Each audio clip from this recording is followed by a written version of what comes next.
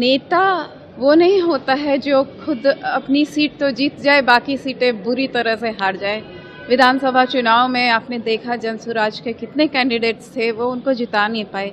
तो नेतृत्वकर्ता की क्षमता वो होनी चाहिए कि आप अपने कैंडिडेट्स को जिताएं, आप भी जीतें। ये लोग विपक्ष कहता है हमेशा कि एनडीए ईवीएम बदल देती है, तो इन केस प्रशांत किशोर जी जीतते हैं तो ये भी उन लोगों के लिए बहुत करारा जवाब होगा कि एनडीए बहुत निष्पक्ष चुनाव कराती है और जनता का मैंडेट, जनता के का जो आदेश होता है वो सराखों पे हो। कि जनता का मैंडेट, जनता जो भी डिसाइड करे वो हम लोगों के सराखों पे।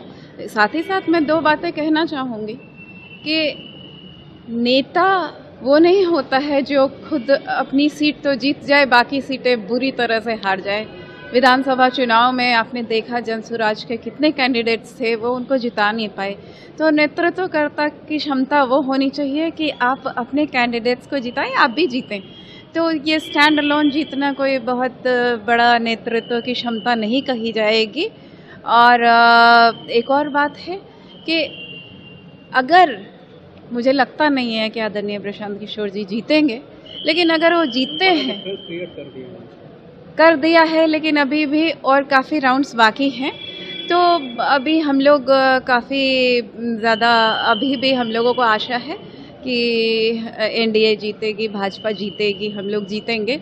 लेकिन साथ ही साथ मैं ये कहना चाहूँगी कि जो ये लोग विपक्ष कहता है हमेशा कि एनडीए ईवीएम बदल देती है, तो इन केस प्रशांत किशोर जी जीतते हैं तो ये भी उन लोगों के लिए बहुत करारा जवाब होगा कि एनडीए बहुत निष्पक्ष चुनाव कराती है और जनता का मैंडेट, जनता के का जो आदेश होता है वो सराखों पे होता है। पप्पू यादव ने संसद में जो किया उसको लेकर उनको कहना है कि उनको धमकी आ रही है बहुत सारे, इसलिए कह रहे हैं कि हम क्या कर सकते हैं, हम किस चीज़ की माफी मांगे, चंदा चोरी सरकार कर रही है, ये उनको किससे धमकी कब आ जाती है? कभी किसी गैंग से कहते हैं धमकी आ गई, कभी किसी गैंग से कहते हैं धमकी आ गई, कभी किसी इंसान से धमकी आती है।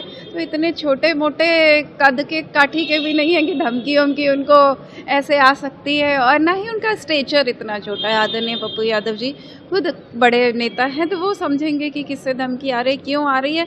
हालांकि ये सब लोकतंत्र में होना नहीं चाहिए, लेकिन आ रही होगी तो प्रशासन उस पर कार्रवाई करेगा। अगर आप ये वीडियो YouTube पर देख रहे हैं तो हमारे चैनल को सब्सक्राइब कर बेल आइकन दबाएं, और Facebook पर देख रहे हैं तो हमारे पेज को लाइक करें।